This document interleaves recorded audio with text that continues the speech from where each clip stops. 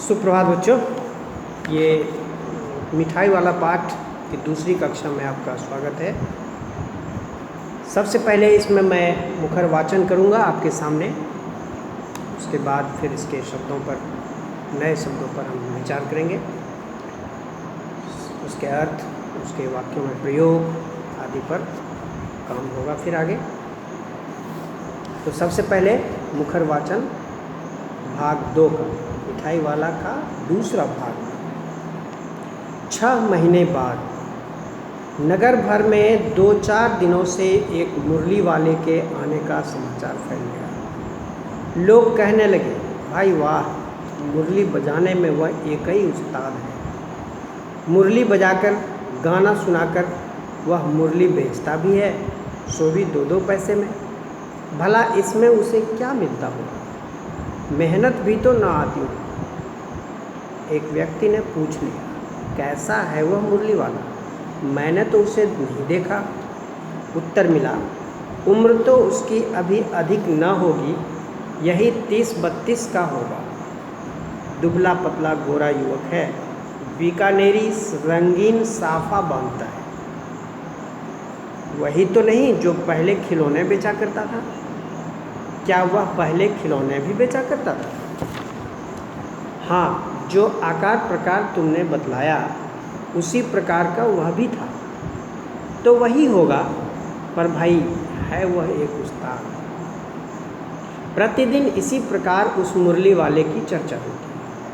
प्रतिदिन नगर की प्रत्येक गली में उसका मादक मृदुल स्वर सुनाई पड़ता। बच्चों को बहलाने वाला मुरलिया वाला। रोहिणी ने भी मुरली वाले का यह स्वर सुना। तुरंत ही उसे खिलौने वाले का स्मरण हुआ। उसने मन ही मन कहा, खिलौने वाला भी इसी तरह गा गा कर खिलौने बेचा करता था। रोहिणी उठकर अपने पति विजय बाबू के पास गई। जरा उस मुरली वाले को बुलाओ तो, चुन्नू मुन्नू के लिए ले लूँ। क्या पता यह फिर इधर आए ना आए। वे भी जान पड़ता है पार्क में खेलने निकल गए। विजय बाबू एक समाचार पत्र पढ़ रहे थे। उसी तरह उसे लिए हुए वे दरवाजे पर आकर मुरली वाले से बोले, क्यों भाई, किस तरह देते हो मुरली?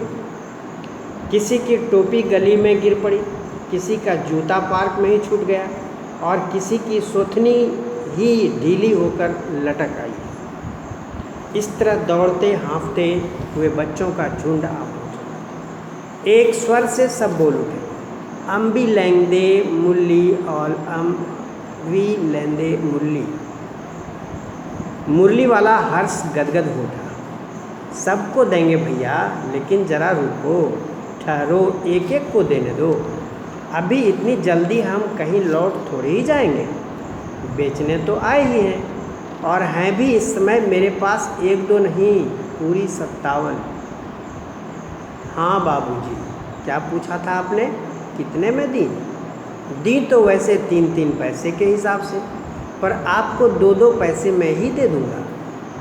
विजय बाबू भीतर बाहर दोनों रूपों में मुस्कुरा दिए। मन ही मन कहने लगे, कैसा है, देता तो सबको इसी भाव से है, पर मुझ पर उल्टा एहसान लाद रहा है।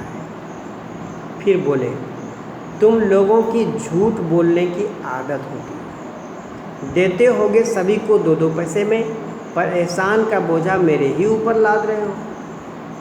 मुरली वाला एकदम अप्रतिभ हो उठा। बोला, आपको क्या पता बाबूजी कि इसकी असली लागत क्या है?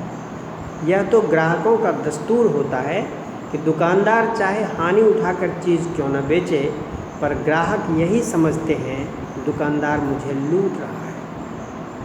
आप भला काहे को विश्वास करें? लेकिन सच पूछिए तो बाबूजी, असली दाम तो 2 ही पैसा है। आप कहीं से 2 पैसे में ये मुरली नहीं पा सकते। मैंने तो पूरी 1000 बनवाई थी, तब मुझे इस भाव पड़ी हैं।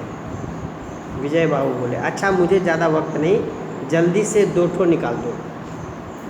2 मुरलियाँ लेकर विजय बाबू फिर मकान के भीतर पहुंच गए। मुरली वाला देर तक उन बच्चों के झुंड में मुरलियाँ बेचता रहा। उसके पास कई रंग की मुरलियाँ थीं, बच्चे जो रंग पसंद करते मुरली वाला उसी रंग की मुरली निकाल देता। यह बड़ी अच्छी मुरली है, तुम यही ले लो बाबू। राजा बाबू तुम्हारे लायक तो बस यह है। हाँ भैया तुमको वही देंगे, ये लो। तुमको वैसी न चाहिए, यह नारंगी रंग की, अच्छा वही लो। ले आए पैसे, अच्छा ये लो, तुम्हारे लिए मैंने पहले से ही यह निकाल रखी है। तुमको पैसे नहीं मिले, तुमने अम्मा से ठीक तरह मांगे न हो। धोती पकड़कर पैरों में लिपटकर अम्मा से पैसे मांगे जाते हैं। बाबू हाँ फिर जाओ, अब की बार मिल जाएंगे। ध्वनि है तो क्या हुआ, ये लो पैसे वापस लो। ठीक हो गया ना हिसाब, मिल गए पैसे। देखो मैंने तरकीब बताई। अच्छा अब तो किसी को नहीं लेना है, सब ले चुके। तुम्हारी माँ के पास पैसे नहीं हैं, अच्छा तुम भी ये लो। अच्छा तो अब मैं चलता हूँ। इस तरह मुरली वाला फिर आगे बढ़ गया। अब तीसरा खंड देखिए इस कहानी का। आज अपने मकान में बैठी हुई रोहिणी मुरली वाले की सारी बातें सुनती रही। आज भी उसने अनुभव किया कि बच्चों के साथ इतने प्यार से बातें करने वाला फेरी वाला पहले कभी नहीं आया। फिर भी वह सौदा भी कैसा सस्ता बेचता है। भला आदमी जान पड़ता है, समय की बात है जो बेचारा इस तरह मारा मारा फिरता है। पेट जो न कराए सो थोड़ा। इस समय मुरली वाले का क्षीण स्वर दूसरी निकट की गली से सुनाई पड़ा। बच्चों को बहलाने वाला मुरलिया। रोहिणी इसे सुनकर मन ही मन कहने लगी, और स्वर कैसा मीठा है इसका। बहुत दिनों तक रोहिणी को मुरली वाले का वह मीठा स्वर और उसकी बच्चों के प्रति वे स्नेहसिक्त बातें याद आती हैं। महीने के महीने आए और चले गए, फिर मुरली वाला न आया। धीरे धीरे उसकी स्मृति भी क्षीण हो गई। तो ये तीसरा खंड, दूसरा और तीसरे खंड में जो नए शब्द आए हैं उसका आप अर्थ जानिए पहले, फिर उसका आप अर्थों में, उसका वाक्यों में प्रयोग करेंगे अर्थ जानकर। तो पहला शब्द है उस्ताद। उस्ताद का अर्थ होता है गुरु, प्रवीण, कुशल। साफा पगड़ी, गमछा का मुरेठा जो सिर पर बांधते हैं। मृदुल कोमल या मधुर। स्मरण याद। अप्रतिभ निराश। लागत कुल खर्च। दस्तूर परंपरा या आदत। तरकीब उपाय। स्मृति याद।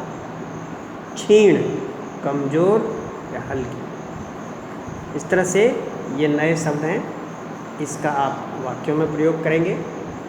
और एक खंड इसका और रह गया है, चौथा खंड, उसको हम अगली कक्षा में